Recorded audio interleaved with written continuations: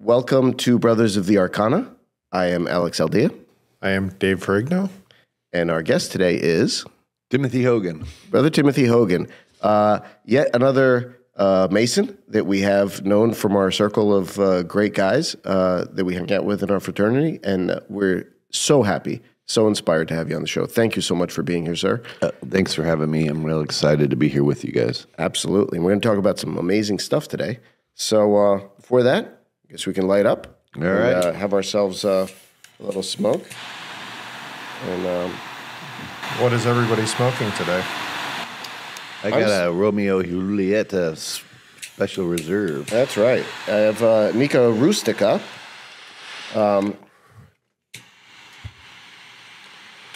I am smoking the Drew Estate Tobacco Special, the Cafe con Leche. Mine's also Great Drew morning Estate. stick. Absolutely. And on deck, I got a Fat Bottom Betty, just in case. But yeah, we're extremely excited to have you. And we have just a little toast and say, welcome to the show. Thank you. Welcome. Thank you. Thank you for flying out to New Jersey to join us for the show. Super excited to be here. So, Tim, we talked a little bit yesterday about the prayer of Amun. Yeah. So let's just start out strong. All right. Could you recite the prayer of Amun if you have it? Sure. On top of your mind? Yeah, so there's a papyrus, Egyptian papyrus known as the Papyrus of Ani. And in this papyrus of Ani, there's a prayer to Amun. Of course, Amun was also known as Amun Ra in the Egyptian tradition. Amun just means the hidden one, is what it means. So Amun Ra is the hidden sun. But it's, and it alludes to potential energy. Right, so the prayer was given as a means to call out your inner reserves within yourself and manifest it into the world. This was in the Egyptian tradition. It's one of the aspects of it. But what's particularly unique about this prayer is that it's where the Lord's Prayer of Jesus comes from. And it begins, Amun, Amun, who art in heaven, hallowed be thy name. Thy kingdom come, thy will be done, as above, so below. So, very much like instead of on earth as it is in heaven, it's but it's the same concept. Anyhow, it's the full prayer. And what's striking about it is we know that this is where the Lord's Prayer came from. And in fact, in the Bible, where they talk about, in the New Testament, where they talk about the Lord's Prayer, it starts out, the disciples go to Jesus and they say, Jesus, how should we pray? And it says, well, first of all, Jesus replies, he says, well, first of all, don't go to church and be seen praying like a hypocrite, which is, you'll never see that part read in church. But then he says, instead, find a hidden place in your home, like a closet. Go inside there and give this prayer. And so he's telling the disciples to become the hidden one, to hide themselves, become the Amun, and to give this prayer. And it's just one evidence of many within the New Testament that alludes to this earlier Egyptian tradition that was being preserved and perpetuated in the New Testament. Mm-hmm. Yeah. I love it. So that talks a little bit about the idea of where Christianity may have come from, at least some of the things that were borrowed by Christianity from previous religions.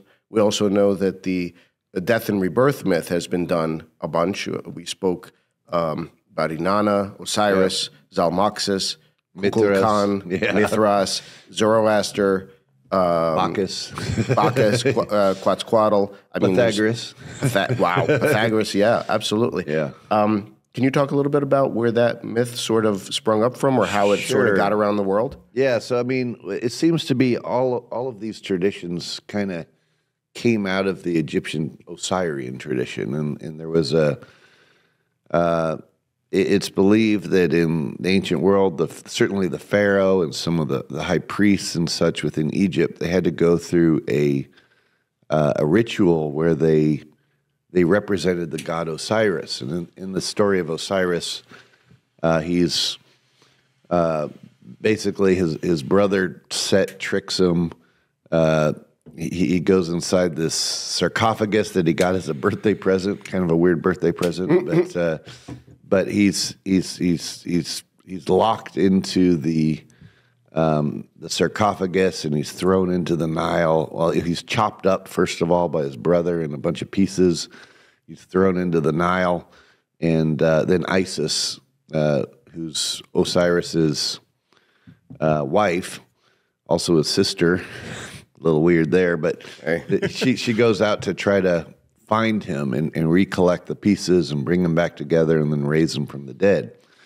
And there were many layers to this story. One is that it could be interpreted as how, as we come into this world, we see things as separate and apart from each other in pieces.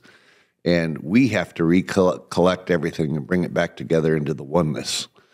And that's really what is being talked about there.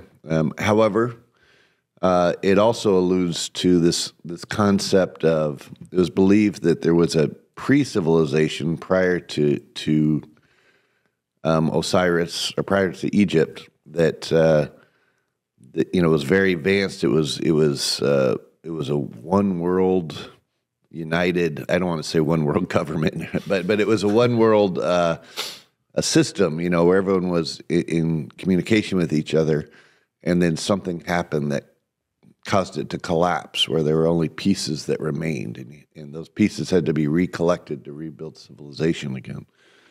It also had alchemical undertones as well, about the alchemical process of how when Osiris was painted green, he represented the vegetation god.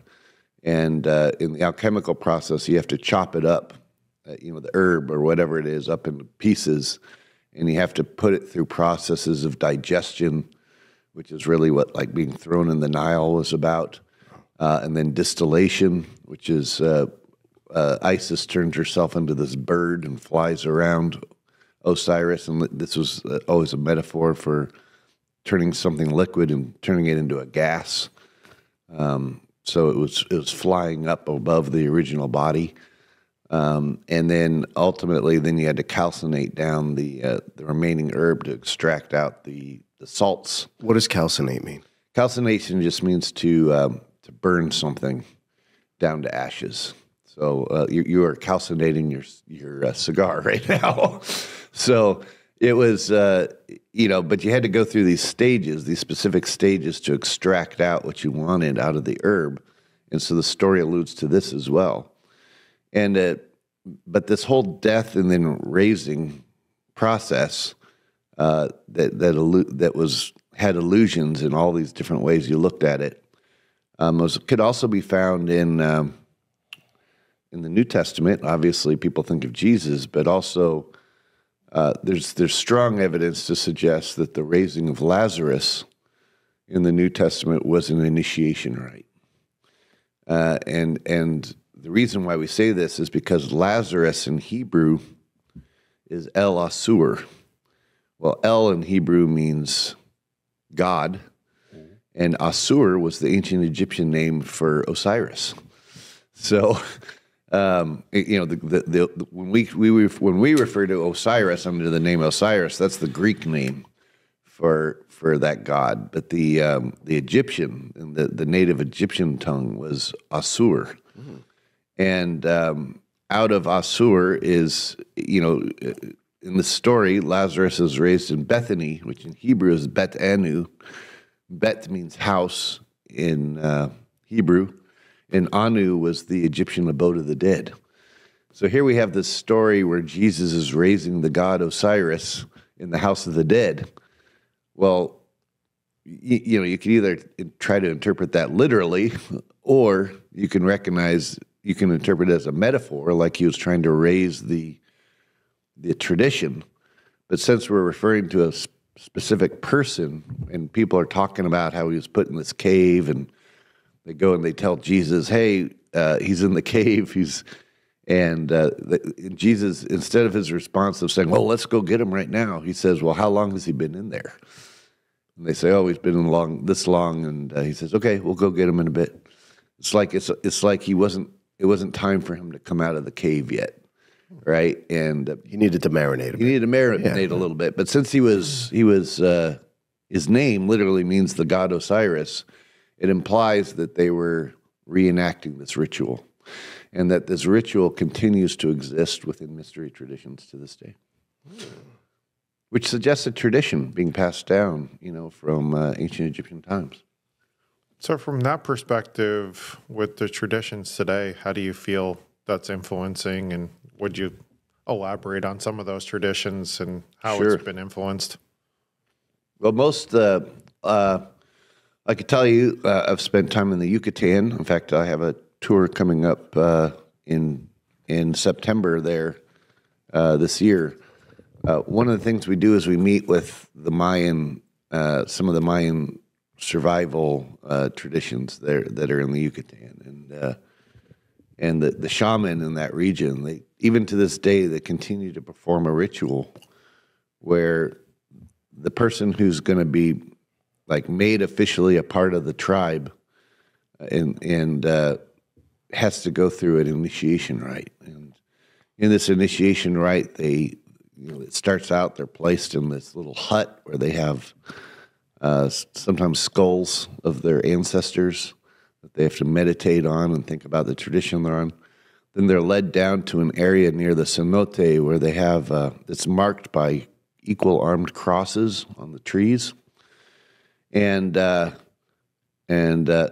sometimes they also have to go before an outside altar that was based on the squared circle. It's a square platform with these circular arches that are folded up, made of vegetation.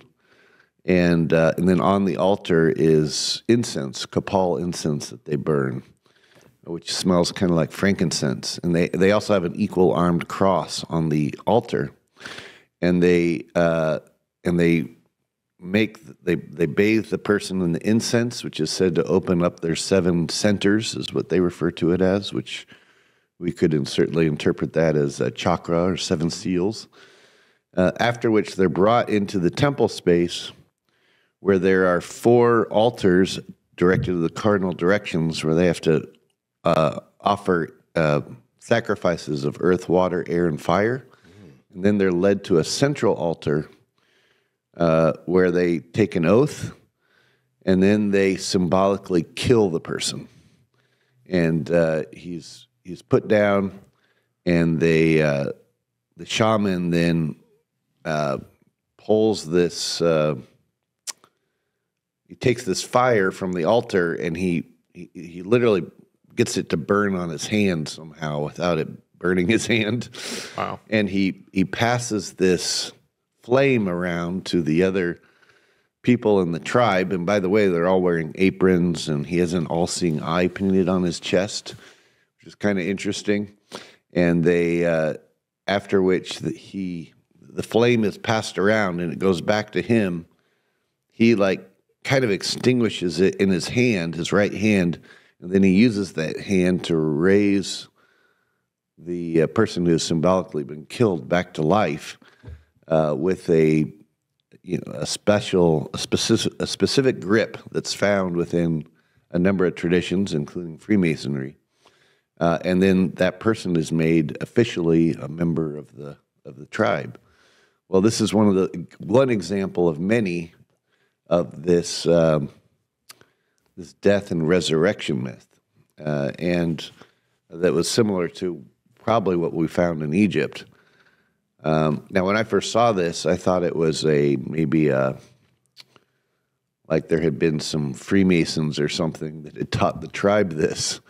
But they actually took me to a museum that they had recently built in the jungle. They had they'd taken apart one of their pyramids to use the stones to build fences. in the jungle for their territory, which was a sad commentary in itself. Sure. But in disassembling the pyramid, they found several artifacts inside the pyramid. One was a jade mask. One was a mortar and pestle.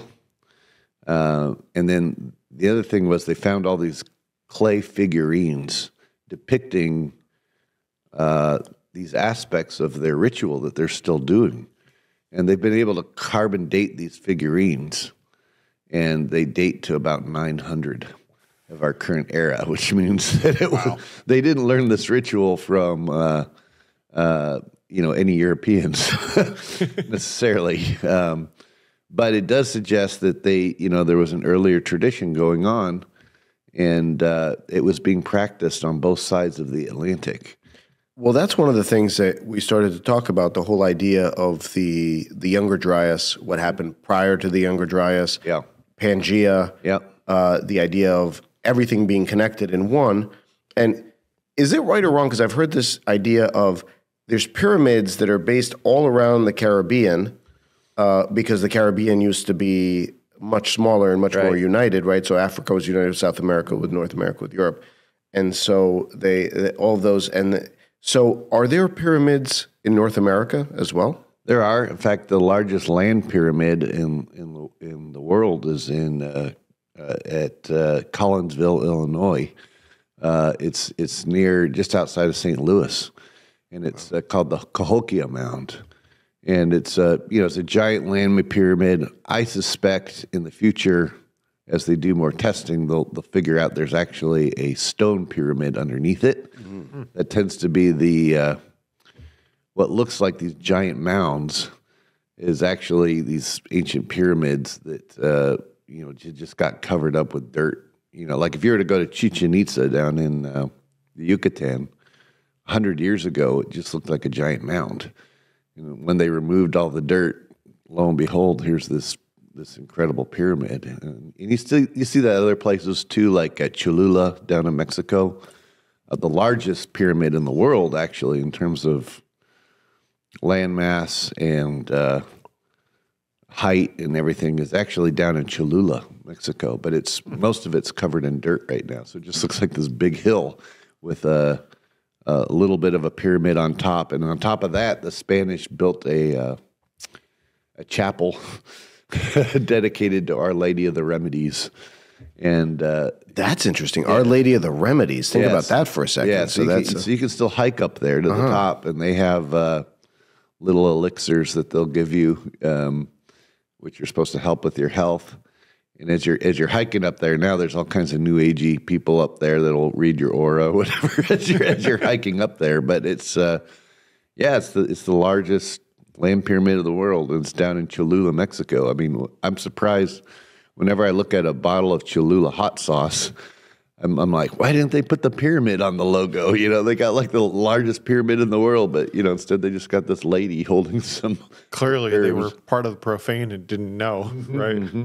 Absolutely. Yep. But you could go up there, and there's Indian tribes in the region that still do rituals and ceremonies, and a particular group that they climb this pole, and then they attach almost like bungee cords to their feet at the top, and then they spin around the pole, and what's the purpose of that? There'll be like 4 of them up there. It's a sign of overcoming their fears, basically. Oh, yeah. So, but you'll see them performing up there and a number of other things. But yeah, you find pyramids all over the world, and from a Templar perspective, there's a belief that there was a world network in antiquity, and that where all these pyramids were utilized, as well as other sacred sites around the world. And then during the Younger Dryas cataclysm, it kind of like shut them off and separated everybody, just like we talked about with the Osirian myths. And that actually one of the real reasons why the Templar Order was founded was to go out and seek out pockets of survival where there could be not just philosophy, but also technology that was being preserved in certain areas. So that really begs the question as to what are pyramids? What is their function? Do they work? And can they still be made to work? Yes. So if you go on top of the Great Pyramid in Egypt, for example, which is this massive structure, it's 2 million stone blocks, weighing anywhere between 3 and 70 tons. If you go, because of the weight that's placed on them, they're piezoelectric. What does that mean? It means that because of the pressure, they actually produce an electronic charge to them. And being in the middle of the desert, they just build up static electricity naturally. So you can go to the Great Pyramid, and now the Egyptian authorities won't let you do this anymore. But if you were to climb on top of the pyramid and be at the top, and you were to take a wine bottle and you just put a wet rag over it and hold it up, sparks will start shooting off of it from the buildup of static electricity just from the area. Well, if you were to take that and you were to put a capacitor in the Great Pyramid, like say in the King's Chamber, in the sarcophagus, if you were to put a capacitor in there with like a superconductive substance, what it'll do is over a period of hours or several days, it'll just start to build up an immense amount of electricity that just will then start to shoot out of the top of the pyramid eventually, and it will start to be broadcast into the region. And this is really what Nikola Tesla was trying to do with his Wardenclyffe Tower, where he was just trying to build up the electricity from the Earth itself and broadcast it out. If you do this, all you need is a receiver then to pick up on it. You can literally plug it into the ground, and you could run things off of it. Eric Mattson talked about exactly this, and he said how simple it really is. You just need a copper wire, basically hook it up, ground it, and you're able to tap into the ionosphere. That's exactly right. And you would have, so the Earth itself has natural electromagnetic lines of force around it that are now referred to as ley lines. This is where you find a lot of monuments and pyramids and everything built on that. So if each one of these pyramids had one of these capacitors in it, what it would do is it would just broadcast this electricity along these electromagnetic lines of force around the planet. And then you'd have this world grid of electricity that would not only would you be able to tap into it for electrical purposes, but what that does is it also starts to break down the nitrogen in the soil, which is natural fertilizer.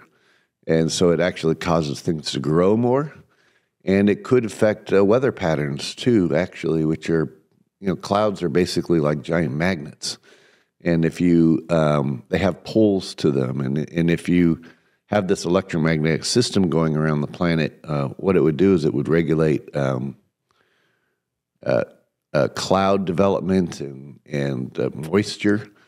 And basically you'd have a huge terraformed planet that was you could actually control by turning on and off these capacitors at different parts of the planet to move weather around and we think this is probably what they were doing in the past, right? I mean, it allowed them to.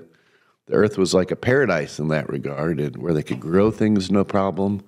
They had electricity, and they could control the weather, and it sounds fantastic to us today, but this is literally what you would have. And when the cataclysm happened, which we now call the Younger Dryas impact event, which was placed exactly at the time that Plato said Atlantis fell apart, it just turned it all off. And we kind of went into this, the Earth became a wasteland. That's really what the Grail legends are about. With the Earth becoming this wasteland, and you had to search for the Grail to reactivate it again, and so here's where we are today, So, but I think the technology is still there; it's still possible. We can still reactivate this. but it would take us building these very simple capacitors made out of precious metals, platinum metals, and wood, basically, different layers of them, and we know what the superconductive substance is as well. It's just monoatomic platinum metals, which we can extract out of everything, particularly salt water, and we could reactivate this grid. So you mentioned the Templars going out and kind of searching for survivors. Can you just elaborate on that? Obviously, with the young Adrias, it was roughly approximately 12,900 years ago. If you could just kind of elaborate on what they were searching for when they went out to find those survivors and artifacts. Sure. So the Templars largely came out of Gnostic families in southern France that were preserving traditions of what the philosophy and the idea of what the technologies were prior to this cataclysm, prior to this flood. They already knew that there were other Gnostic traditions out there. So if you look at, there's a Templar rule from the 1200s known as the Rule of Comforted Brothers, and in it talks about the different groups out there that the Templars had fraternal relations with, shall we say.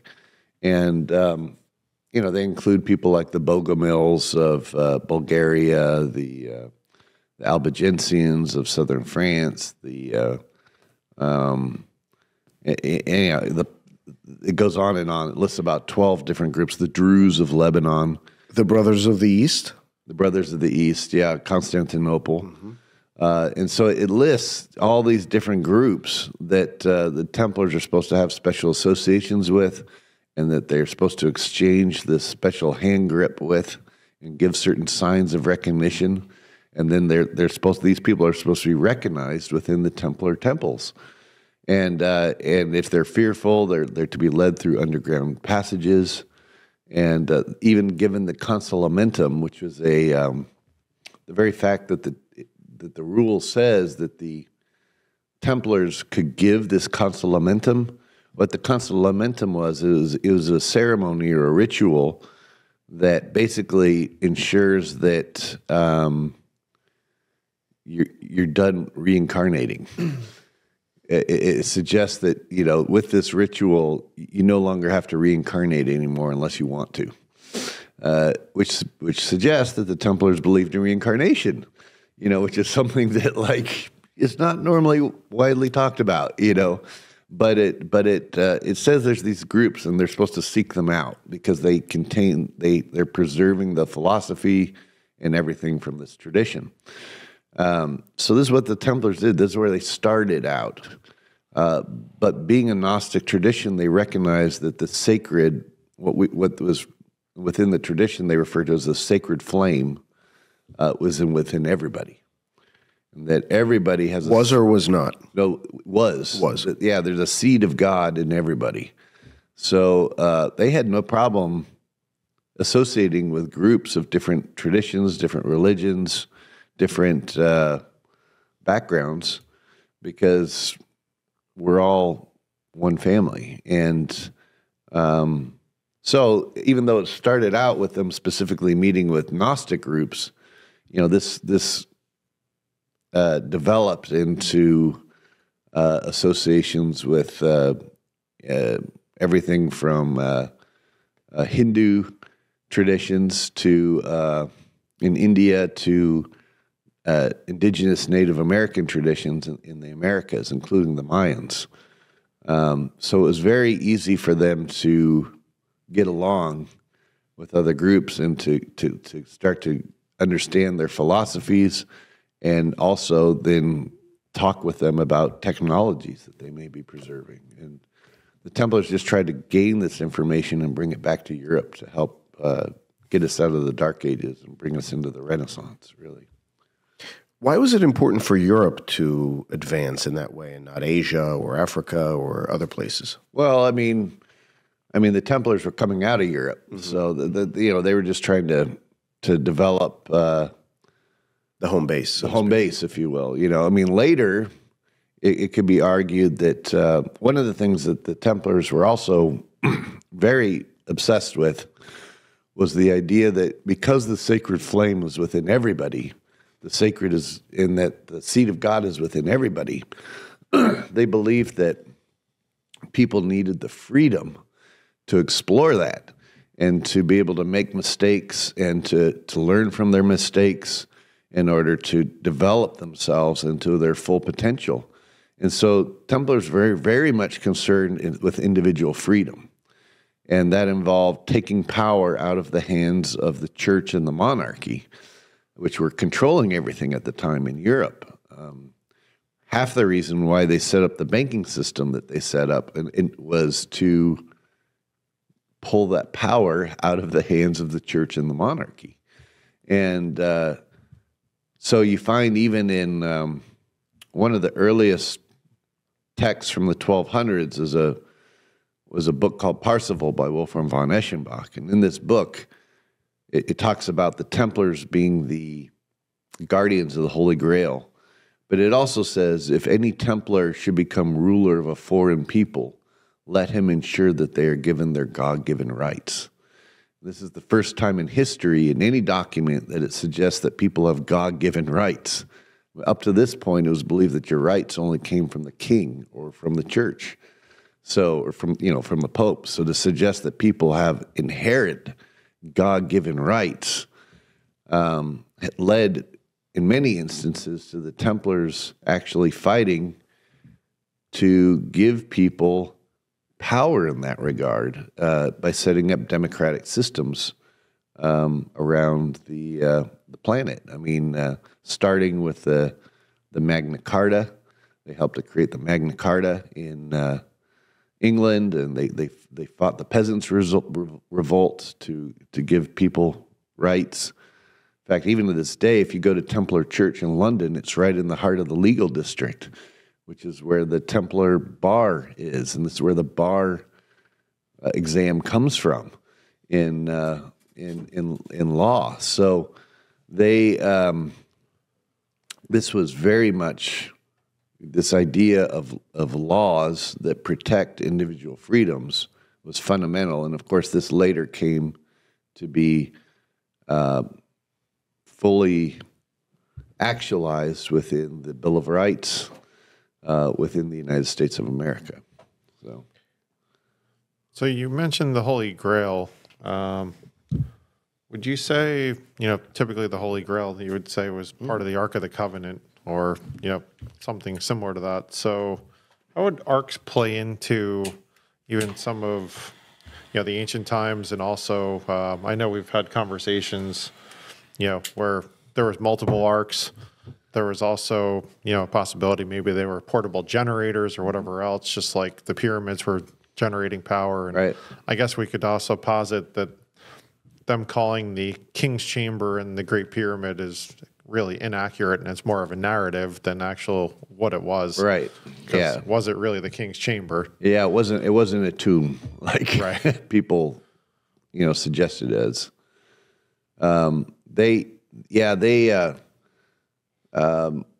Templars have, I will tell you, since for the last 1,000 years, they've been doing initiations in that King's Chamber. And part of the reason is because it does build up all that energy. That pyramid does build up all that energy. It's like a lens for the planet that just focuses all that energy. So if you perform certain initiations inside that pyramid, and it's built with resonance in mind. So if you do the right things, you can very easily cause someone to have an out-of-body experience within there. And, of course, this plays into that whole death and raising myth, right? So the Templars were performing a ceremony based on the same kind of death and raising inside that Great Pyramid, which, because of how the energy builds up in there, if the person has that out-of-body experience, at that point they know who they really are. It's not their physical body, and that there's a part of them that survives the physical body after death. And therefore, once you know that, you're no longer afraid of death anymore, right? Well, this is dangerous for if you're an institution trying to control people with fear. All of a sudden, these people aren't going to be controlled by fear anymore because they're no longer afraid of death. And hence why traditions that came out of that temple tradition, like Freemasonry, has had so many great leaders throughout history. Because if you're not afraid of death, you could pretty much accomplish anything.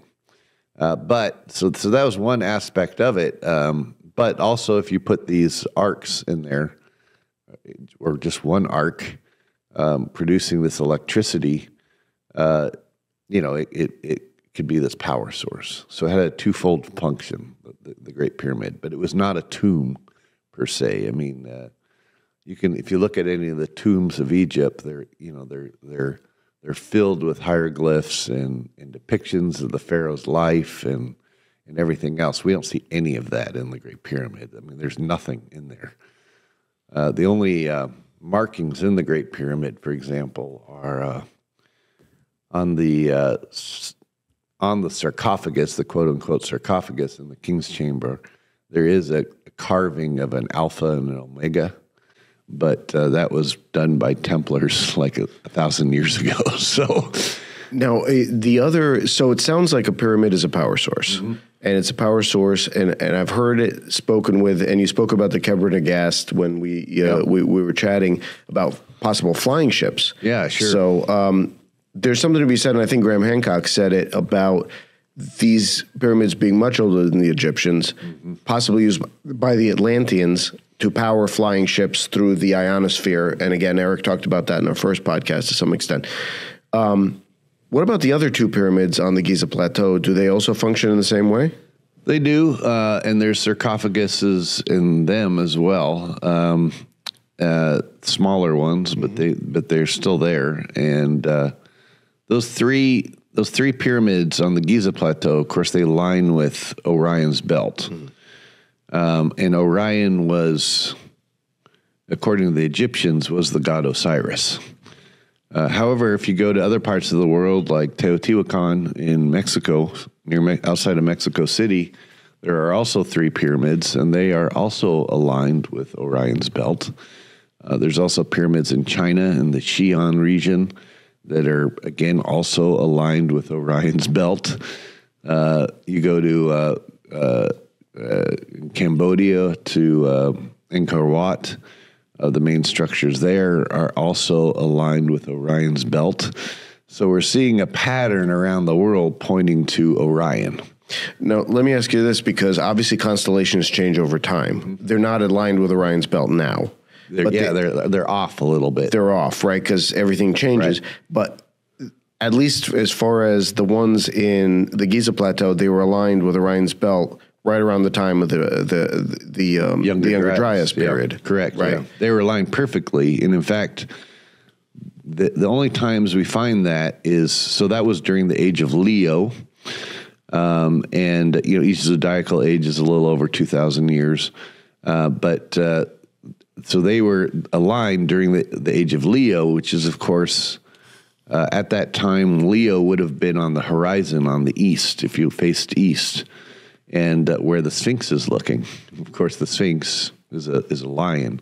But it would have also been aligned 12,000 years before that, during the last age of Leo, prior to that.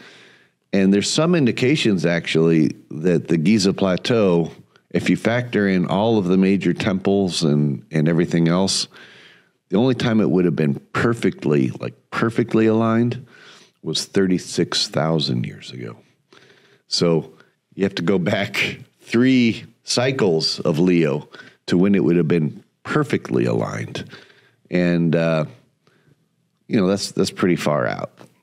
Now, are we positing on some level that, and I love this word positing, you started me on this and now I'm just going to use it. Let's just roll with it. You just roll with it. Are we positing that all of these pyramids were created around the same time in that 36,000 year period, or were they set up? I mean, if they're all Yeah, well, they could have been set up during that time and then built gradually, over time. I'm under the opinion, and this is just my personal opinion, that they were all hearkening back to this period just before the Younger Dryas. And that's when they were in function. That's when they were working prior to this cataclysm that took place. The Egyptians, if you go around Egypt, you'll find the Egyptians were very good timekeepers, where they would emphasize the time they were living in when certain things were built, but they also paid homage to this first time, what was known as the Zeptepi, which was this time during the age of Leo.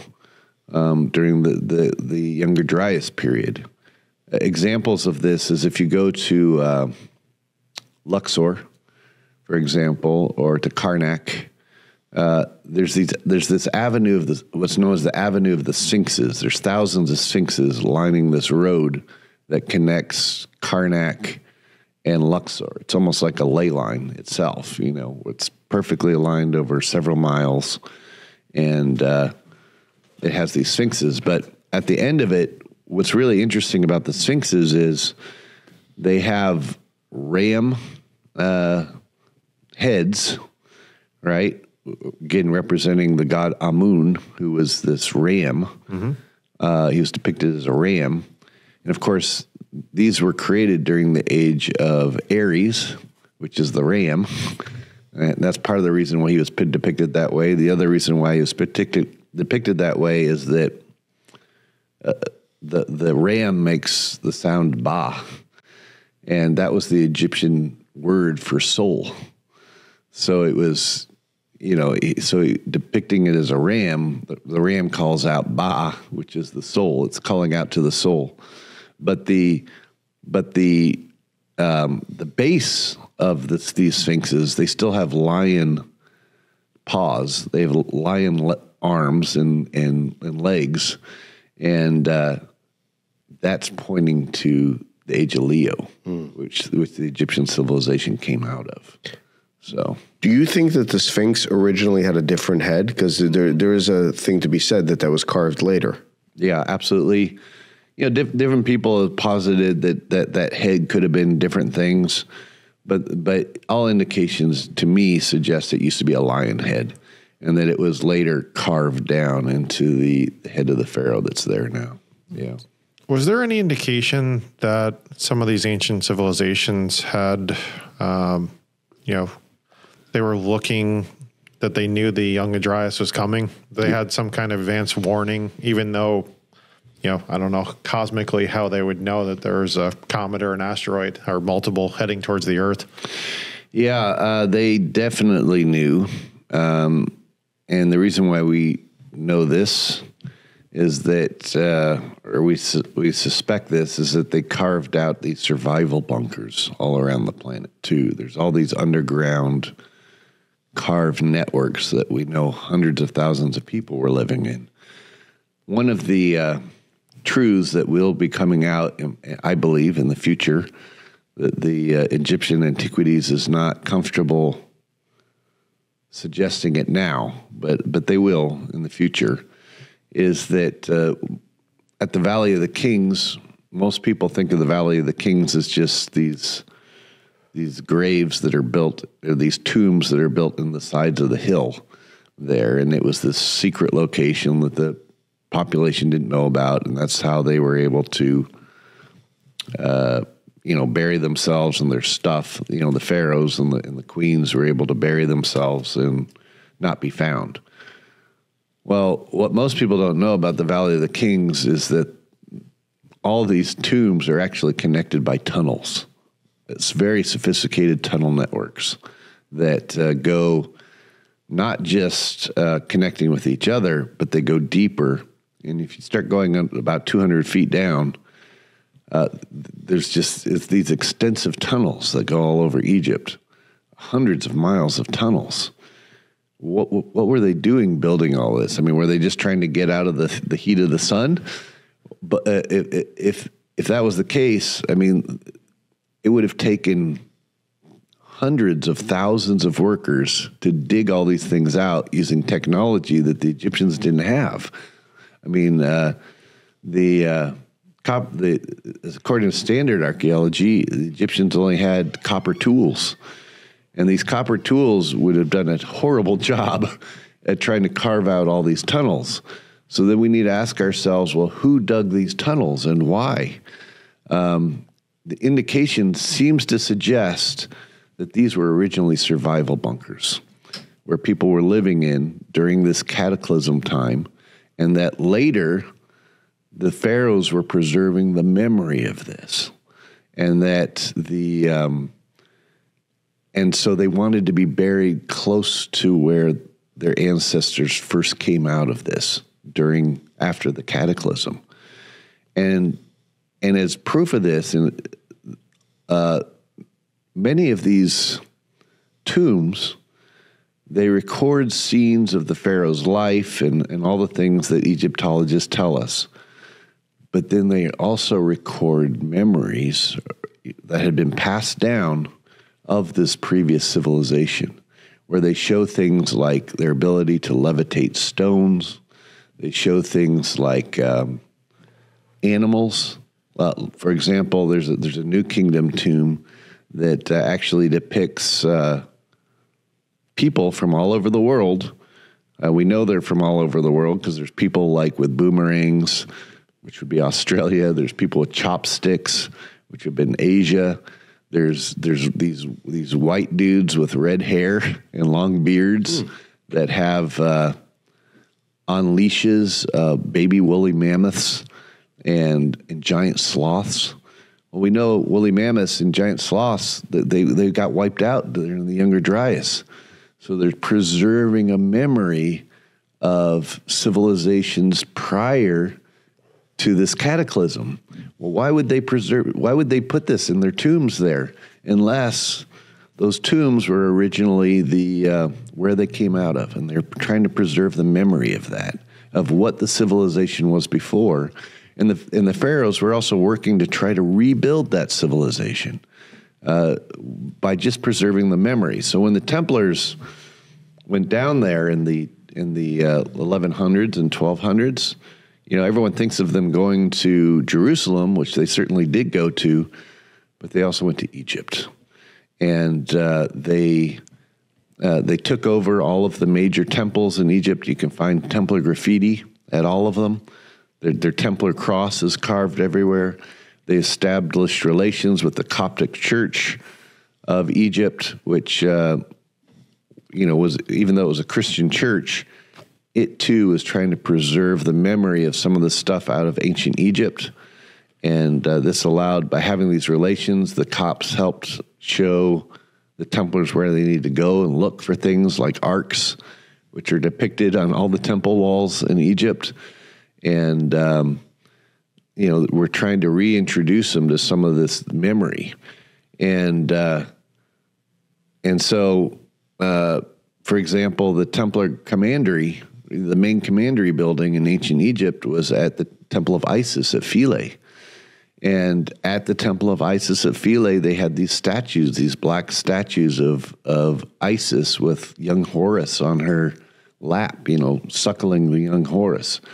Well, these images became the image of Madonna and Child that the Templars brought back to Europe. And in order to try to preserve that memory within the crypts of the cathedrals that the Templars were helping to build and finance across France and other parts of Europe, they put in these crypts, these black Madonnas. And really what they were Madonna and Child, but they're painted black. And the reason why they did this is because they were replicating the black basalt statues of Isis and Horus that were found at the Temple of Isis at Philae, where their main commandery building was. And so they were trying to preserve these memories. Other things they did is these cathedrals were built, if you view them from the air, they look like crosses. But then they had the rose windows, right? So they became these rose crosses. And this became one of the symbols of the Templar tradition And it's why, and part of the reason why they did this is because that tunnel network in Egypt that stretches largely between Giza and Saqqara, that whole region, that whole underground region, according to the Egyptian tradition, was known as Ras Tau. Well, Ras Tau in Egyptian means one thing, but the memory of this name, Ras Tau, was preserved. And so when the Templars came across this, when they interpreted it in Latin, Ras meant rose and Tau meant cross. So that region of Ras Tau, they came to the Templars to be known as the area of Rose Cross. And so to preserve that memory, they tried to preserve it on the cathedrals, and they adopted the symbol of the Rose Cross, and they that later became associated with what was to be known as the Rosicrucian tradition, of which the underground Templars in Germany created. So, it's all there once you know what you're looking at. It's just people aren't used to interpreting it that way. So from the cathedral structure, like Notre Dame as an example, I know you alluded to there's actually a lot of symbolism within that most people don't recognize because they think they're just going to a church. Do you just want to elaborate on that? Yeah. So part of what the Egyptians did is they tried to build the cathedral. Or, I'm sorry, what the Templars did is they tried to build the cathedrals the same way the Egyptian temples were built that they were encountering. If you go to like Luxor, for example. The way that they built these temples is they made them like human bodies in stone, so that the different parts of the temple represented different parts of the human body. So there was a relationship between the as above, so below. They were also aligned with certain constellations, but again, particularly Orion, which was associated with Osiris. So there was a direct relationship between the heavens to the temple and then the temple to the human being. Right?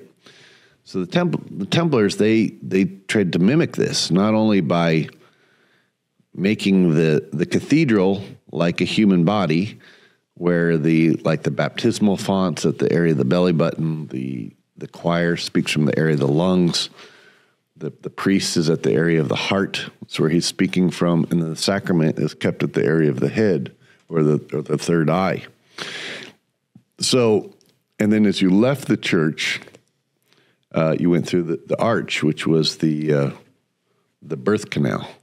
So you were being born. If the cathedral was Our Lady, which is Mary, then that makes you being born out of her the Christ, right? Wow. Which is a very Gnostic idea, but it perfectly aligned with the Templar philosophy of that the divine is within everybody. We just have to realize it. It's not even all Templars. I mean, in the Bible, it says, Christ said, I'm the least among you. You can all do what I have done, right? And the Matthew. So that's right. These miracles you see me perform, you should do also, and those even greater than these. Yeah, I mean, so the Templars, they viewed Jesus as the great exemplar as opposed to the Savior, that he was exemplifying what it is to be the embodiment of that universal consciousness, the Christos, and that everybody can access that. Everyone can embody that idea. So, yeah, I mean, it was very much, even though it's in the Bible, that's not what's emphasized, normally by churches. But it was very much a part of what the Templars believed. Not only that, but the cathedrals themselves of Notre Dame, they're arranged across the... some of them are built on more ancient structures like old dolmens and stuff, like Chartres Cathedral. But the Chartres was built in an area of a sacred Druid grove, actually, where the Druids used to meet and hold ceremony and such.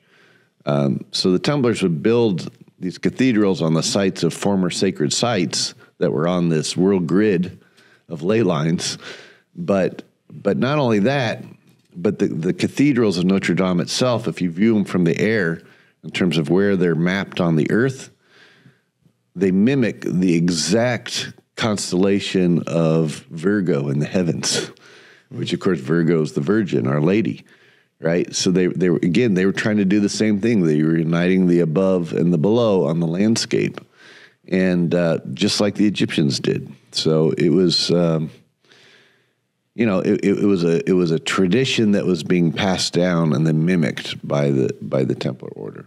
So, what's your take on the fires and the fire at Notre Dame? I know you alluded to. Oh yeah. So when Notre Dame caught on fire, I'm 100% certain that was actually set on fire by the Roman Church itself. And the reason why I say this is that the Roman Church in the last 20 years in particular, I mean, they've always been looking for the artifacts that the Templar order secured. There was an indication that some of these artifacts could be buried within the cathedrals themselves that the Templars helped to finance and build up. The only way to look, most of these cathedrals have now become national heritage sites, where you can't do any restoration or anything on them without approval, by government authorities. So the only way you're going to be able to dig around and look for something is if the site is closed off to the public and is a working zone. So just prior to the fire, the statues on the roof of Notre Dame were removed, like literally within hours, and then the cathedral caught on fire, and of course now they're restoring it. Nobody can go in, but it allows them to do archaeological digging and looking for these artifacts. And the reason why I say that the Roman Church was involved in it is there was the Cathedral of St. Sulpice was also set on fire just like 2 months before Notre Dame was set on fire, where I'm sure they were also looking for artifacts there.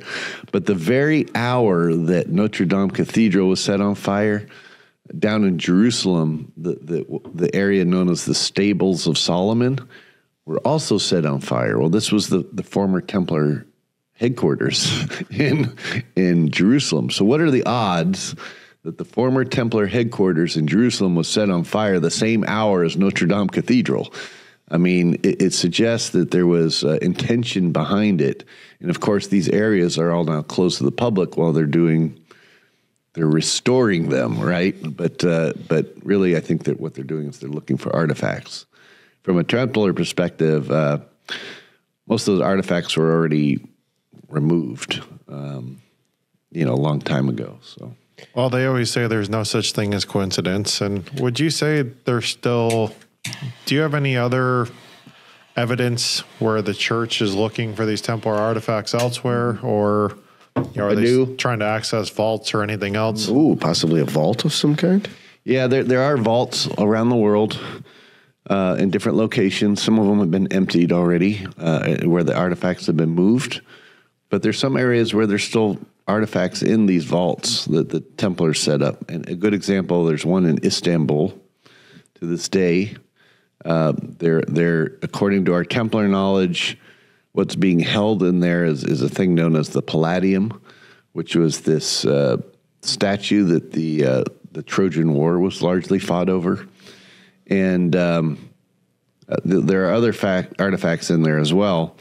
But I'm aware of just in 2010 or 2009, something like that, right around there, the Roman Church tried to break into to one of these. And the only reason why they got caught is that the vault was